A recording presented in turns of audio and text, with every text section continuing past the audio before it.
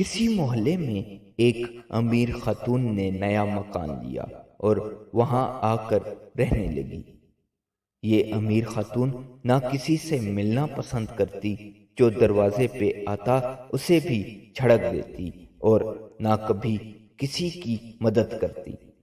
محلے سے دور دور رہتی، باہر کسی سے سامنا ہوتا تو موڈ ہو تو سلام لیتی ورنہ منہ پھیر لیتی، ہر ایک سے بیزار۔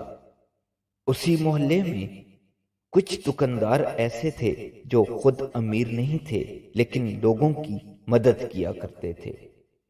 ایک کسائی تھا جو اکثر غریبوں کو مفت اور بہت عمدہ گوشت دے دیا کرتا تھا۔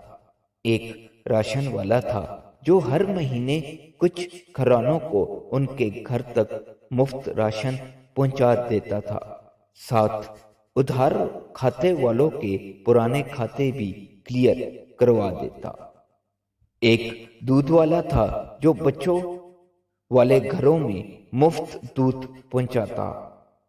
ایک تندور والا تھا جو غریب بچوں کو مفت روٹی دیتا اور کہتا اگر کسی کے پاس پیسے نہ ہوں تو روٹی لے سکتا ہے۔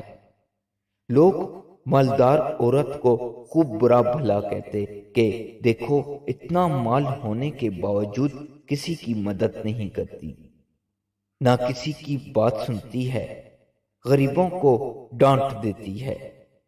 اور یہ دکاندار ہیں بیچارے، خود سارا دن محنت کرتے ہیں لیکن غریبوں کا خیال بھی رکھتے ہیں۔ کچھ عرصہ اسی طرح گزر گیا اور سب نے مالدار عورت سے ناتا توڑ لیا۔ سامنے آنے پہ لوگ منہ پیچھے کر لیتے تھے۔ ایک دن اچانک وہ مالدار عورت مکان چھوڑ کے کہیں چلی گئی۔ محلے والوں نے پرواہ بھی نہ کی، جس نے سنا بولا چلو شکر ہے۔ مالدار عورت کے وہاں سے چلے جانے کے اگلے روز ایک غریب نے گوشت والے سے مفت گوشت مانگا تو اس نے دینے سے صاف انکار کر دیا۔ دودھ والے نے مفت دودھ دینے سے صاف انکار کر دیا۔ راشن والے نے مفت راشن دینے سے صاف انکار کر دیا، ساتھ باقی بچے کھاتے والوں کو انکار کر دیا کہ خود بندوبست کرو۔ تندور والے نے مفت روٹی بچوں میں تقسیم سے منع کر دیا۔ پتہ ہے کیوں؟ ان سب کا ایک ہی جواب تھا، اب تمہیں یہاں سے کچھ بھی مفت نہیں مل سکتا، کیونکہ وہ جو تمہارے پیسے ادا کیا کرتی تھی کل یہ محلہ چھوڑ گئی ہے۔